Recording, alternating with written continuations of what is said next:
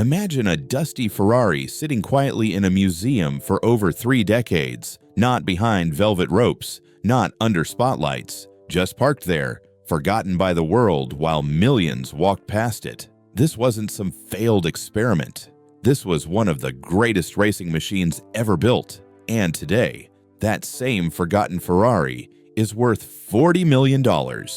Welcome back to the channel. Today we're diving into the extraordinary story of the 1957 Ferrari 250 Testa Rossa, a racing legend that went from museum exhibit to one of the most expensive automobiles ever sold. Let's get into it. The birth of a legend. The Ferrari 250 Testa Rossa entered the world at the end of 1957, and it came with a mission. Ferrari needed a response to new racing regulations that had just capped engine displacement at 3 liters for endurance racing. The name Testa Rossa, meaning red head in Italian, referred to the distinctive red valve covers on its engine, but this car was far more than a pretty name. Under the sculpted aluminum bodywork sat a 3.0-liter V12 engine capable of producing 300 horsepower and pushing the car to speeds approaching 190 miles per hour. In the late 1950s, that was absolutely extraordinary. The body itself was a masterpiece crafted by Scaglietti, featuring flowing lines that weren't just beautiful, but aerodynamically purposeful. Every curve, every air intake, every surface was designed with one goal in mind: winning races. And when it did, the Testa Rossa dominated endurance racing like few cars before or since. It claimed victory at the 24 Hours of Le Mans in 1958, 1960, and 1961. It conquered the Targa Florio, the 12 Hours of Sebring, the grueling Buenos Aires 1,000 kilometers, and countless other prestigious events. These victories weren't just wins, they were statements. Ferrari took home the World Sports Car Championship Constructors title in 1958, 1960, and 1961, and the Testa Rossa was the weapon that made it happen. The forgotten years. But here's where our story takes an unexpected turn. The specific car we're talking about today, chassis number 0704, had an illustrious racing career before it essentially vanished from the collector car scene. This was the second prototype ever built, and it carried racing pedigree that reads like a greatest hits album of motorsport. Behind the wheel of this very car sat legends like Phil Hill, the first American-born Formula One world champion, Peter Collins, one of Britain's most talented drivers, and Mike Hawthorne, another British Formula One champion. These weren't just drivers. They were artists, pushing this machine to its absolute limits on the world's most demanding circuits. Chassis 0704 competed at the legendary Nürburgring, placing second overall and first in class during the brutal 1,000-kilometer race. It fought through the 24 Hours of Le Mans in 1957, running as high as second place before mechanical issues forced a withdrawal. But it made up for that disappointment by winning the 12 Hours of Sebring in 1958, with Phil Hill and Peter Collins sharing driving duties. It also claimed victory in the demanding 621-mile race at Buenos Aires. After its racing career ended, something remarkable happened. Or rather, something remarkably unremarkable. In 1967, this priceless piece of racing history was donated to the Henry Ford Museum in Detroit. And there it sat for over 30 years, not as the crown jewel of the collection, not as some untouchable treasure, but simply as another exhibit among many. Millions of visitors walked through those halls, most probably never realizing they were looking at automotive royalty. The Awakening. The car emerged from its museum hibernation in 1997, but even then, the world hadn't quite realized what it had. The classic car market was different back then. Sure, vintage Ferraris were valuable, but they hadn't reached the stratospheric values we see today. Here's something that might shock you. In the late 1970s, you could buy a Ferrari 250 GTO, now the most expensive car in the world, for around $100,000. By 1978, one GTO sold for $125,000, and that made headlines. Just a decade earlier, that same car had changed hands for a mere $5,400. The Ferrari 250 Testa Rossa followed a similar trajectory, valuable, yes, but not yet recognized as the irreplaceable artifact it truly was. Fast forward to 2009, a Testa Rossa sold at auction for $16.4 million, and the collector car world took notice. That was serious money, even in a market accustomed to seven-figure classics. But something was brewing. The combination of ultra-wealthy collectors, shrinking supply, and growing appreciation for automotive history was creating the perfect storm. The $40 million sale. Then came 2014. British classic car dealer Tom Hartley Jr. acquired chassis 0704 from Dutch millionaire investor Eric Hirema. What Hartley had in his possession was something extraordinary, and he knew it. This wasn't just any Testa Rossa. This was believed to be the only completely unrestored example remaining in the world. Think about what that means for a moment. After decades of racing, after being driven at the absolute limit by some of history's greatest drivers, after sitting in a museum for 30 years, this car still retained its original engine, its original gearbox, its original bodywork, and even its original battle scars from competition. Every dent, every scrape, every mark told a story. As Hartley Jr. himself said, if you took a swab of the interior, you'd probably still find DNA from Phil Hill, Peter Collins, and Mike Hawthorne. Ferrari historian Marcel Massini, widely regarded as one of the foremost experts on vintage Ferraris in the world, called it one of the 5 best Ferraris in existence. He described it as totally unmolested, genuine, and remarkably original. In a world where most vintage race cars have been restored, rebuilt, or modified over the decades, this level of originality is virtually unheard of. Hartley didn't put the car up for public auction. For a vehicle of this magnitude, discretion was paramount. Word spread through the tight-knit community of ultra-high net worth collectors purely through word of mouth. The car was in Hartley's inventory for approximately 1 month, though it was never publicly advertised. Those who needed to know knew where to look. The sale price. Reports suggest it exceeded $40 million, making it the most expensive car ever sold publicly in the United Kingdom at that time. To put that in perspective, $40 million could buy you roughly 28 LaFerrari hypercars or 128 Ferrari F12 Berlinettas. It was more than double the $16.4 million another Testa Rossa had fetched just 5 years earlier. Why $40 million? You might be wondering what makes any car worth $40 million. It's a fair question. After all, it can't drive any better than a modern supercar, it lacks modern safety features, and you certainly can't use it as daily transportation. So what are buyers really paying for? First, there's the rarity factor. Between 1957 and 1961, Ferrari built just 33 examples of the 250 Testa Rossa. That's 33 cars in the entire world. Compare that to modern limited edition Ferraris, which typically see production runs in the hundreds, and you begin to understand the scarcity. But rarity alone doesn't command this kind of price. Second, there's the racing pedigree. This isn't a car that simply looked fast, sitting still. This machine earned its reputation in the most demanding proving ground imaginable, actual competition against the world's best. Every victory at Le Mans, every win at Sebring, every podium finish adds layers of historical significance that simply cannot be recreated or duplicated. Third, there's the provenance. The Testa Rossa's history is completely documented. We know exactly who drove it, which races it competed in, where it placed, and every owner it's had since leaving the factory. For collectors, this chain of custody is invaluable. It's not just a car, it's a verified piece of history with paperwork to prove every chapter of its story. Fourth, and perhaps most importantly, there's the originality. In the world of vintage racing cars, most have been crashed, rebuilt, restored, or modified countless times over the decades. Finding one in completely original, unrestored condition with all matching numbers is like finding a pristine first edition of a priceless book. The car hasn't just survived, it's survived intact, with all the authentic details and characteristics it left the factory with over 60 years ago. The psychology of extreme wealth.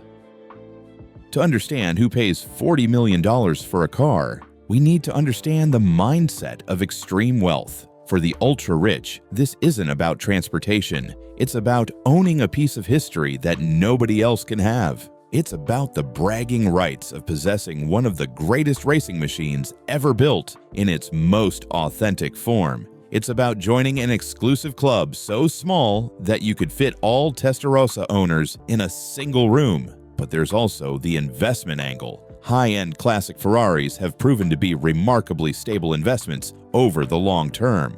While the stock market fluctuates, while real estate markets boom and crash, the value of truly exceptional Ferraris has shown consistent upward momentum over decades. The buyer of this $40 million Testa Rossa likely views it as both a passion purchase and a strategic addition to a diversified investment portfolio. Consider the trajectory. A car bought for $5,000 in the late 1960s, selling for $40 million in 2014, represents an absolutely staggering return on investment. Even accounting for inflation, that's wealth creation on a scale that few assets can match. Ferrari expert Marcel Massini has even predicted that Ferrari 250 GTOs could reach $100 million within a few years, driven by increasing numbers of billionaire collectors and the limited supply of these ultimate cars. The Testa Rossa's broader legacy. The story of this $40 million Testa Rossa isn't just about one exceptional car. It's a window into the broader evolution of the classic car market and our relationship with automotive history. In the 1970s and 1980s, vintage race cars were often viewed as interesting curiosities, valuable to enthusiasts but not necessarily worthy of museum-quality preservation. Many were modified, updated, or even converted for street use, permanently altering their originality. The shift in perspective came gradually, as the people who remembered these cars racing in period began to age, and as new generations of collectors emerged with different values and greater wealth, the market transformed. These machines were no longer seen as old race cars, but as irreplaceable artifacts from a golden age of motorsport. The 1950s and 1960s represented an era when racing was simultaneously more dangerous, more romantic, and more pure than what came after. The Testa Rossa embodied everything that made that era special. It was beautiful without being overwrought. It was powerful without relying on electronic aids. It was successful without cutting corners. Drivers like Phil Hill, Peter Collins, and Mike Hawthorne risked their lives every time they pushed these machines to the limit, and that human element, that courage and skill, became part of the car's DNA. The market today. Since that 2014 sale, the market for exceptional vintage Ferraris has only continued to grow. A 1962 Ferrari 250 GTO sold at auction in 2018 for $48.4 million, setting a new record for the highest price ever paid for a car at public auction. But even that wasn't the top. In a private sale that same year, another 1963 Ferrari 250 GTO changed hands for an estimated $70 million. Bought by WeatherTech founder David McNeil, these sales create a fascinating dynamic. On one hand, they validate the market and prove that truly exceptional cars can command almost unlimited prices from the right buyers. On the other hand, they create a psychological ceiling that's difficult to break through. When a car sells for 40 or 50 or 70 million, it becomes a reference point. Future sales are measured against these benchmarks. What's particularly interesting about the Testa Rossa is how it compares to its more famous sibling, the 250 GTO. While GTOs have sold for higher prices, the Testa Rossa arguably has a stronger racing pedigree with its multiple Le Mans victories and World Championship titles. Some experts, including Tom Hartley Jr. himself, believe that the best Testa Rossa's rival or even exceed the GTOs in terms of historical significance. The future of the $40 million Testa Rossa. So where is this car today? Who owns it? What has become of this automotive treasure? Those questions remain shrouded in privacy. The buyer's identity has never been publicly confirmed, and it's likely the car resides in a climate-controlled private collection somewhere, possibly alongside other multi-million-dollar automobiles. It may make occasional appearances at prestigious events like Pebble Beach Concours d'Elegance or the Goodwood Festival of Speed, where collectors gather to celebrate automotive excellence. Or it may remain completely private, enjoyed only by its owner and perhaps a select few invited guests. That's the reality of cars at this stratospheric level. They transcend the normal automotive world and enter a realm of extreme privacy and exclusivity. One thing is certain, the car that spent 30 years largely forgotten in a Detroit museum has reclaimed its place in automotive history. It stands as a testament to what Ferrari achieved during the golden age of sports car racing, a reminder of the skill and courage of the drivers who pushed these machines to their limits, and proof that true greatness, even when temporarily overlooked, will eventually be recognized and celebrated. Lessons from the Forgotten Ferrari. The story of this Testa Rossa offers several fascinating lessons that extend beyond the car itself. First, it demonstrates that value and recognition don't always align immediately. For decades, this priceless racing machine sat in relative obscurity, appreciated by some, but not universally recognized for its true significance. It took time, market evolution, and a shift in collector consciousness for the car's exceptional nature to be fully appreciated. Second, it shows the incredible importance of preservation and originality. The fact that this car survived unrestored with all its original components intact is what separates it from other Testa Rossas and justifies its extraordinary value. In a world where restoration is often seen as improvement, sometimes the greatest value lies in leaving things exactly as they are. Third, it highlights how provenance and documentation create value. Every race, every driver, every owner, every documented detail adds to the car's story, and therefore its worth. The Testa Rossa isn't valuable just because it's rare or fast or beautiful. It's valuable because we can trace its complete history and verify every chapter of its remarkable journey. Finally, it reminds us that history has a way of asserting itself. You can forget a masterpiece, overlook a legend, or fail to recognize greatness, but eventually, quality and significance rise to the surface. The Testa Rossa's path from active racer to museum exhibit to $40 million treasure proves that some things are simply too important to remain forgotten forever. The broader collection of million-dollar Ferraris. The Testa Rossa exists within a rarefied atmosphere of ultra-valuable Ferraris. The 250 GTO, with its record-breaking $70 million sale, sits at the top of the mountain, but surrounding it are dozens of other models that have sold for 8 figures, each with their own compelling stories and passionate devotees. The 1957 Ferrari 335 Sports Scaglietti, of which only 4 examples were built, sold for $35.7 million in 2016 after being driven by legends like Sterling Moss, Peter Collins, and Mike Hawthorne. The 1956 Ferrari 290mm brought in $28 million at auction. Multiple 250 GTOs have traded hands privately for prices rumored to exceed $50 million. These aren't just cars, they're movable museums, each one representing a specific moment in Ferrari's storied history. What's remarkable is how this market has evolved. In the early 2000s, paying $10 million for any car seemed almost incomprehensible. Today, that's considered entry-level pricing for truly exceptional vintage Ferraris. The wealth creation of the past few decades, combined with a growing number of billionaire collectors worldwide and the fixed supply of these historic machines, has created a market dynamic unlike anything else in the collectibles world. From racing glory to museum obscurity to $40 million treasure, the 1957 Ferrari 250 Testa Rossa chassis 0704 proves that true greatness eventually reveals itself. It's a story about more than just a car. It's about the courage of legendary drivers, the vision of brilliant engineers, and the passion of collectors who preserve these masterpieces for future generations. This Forgotten Ferrari reminds us that some achievements are so significant they eventually command recognition, whether it takes 30 years or 3 generations. Quality and significance have a way of asserting themselves, and when they do, the world takes notice.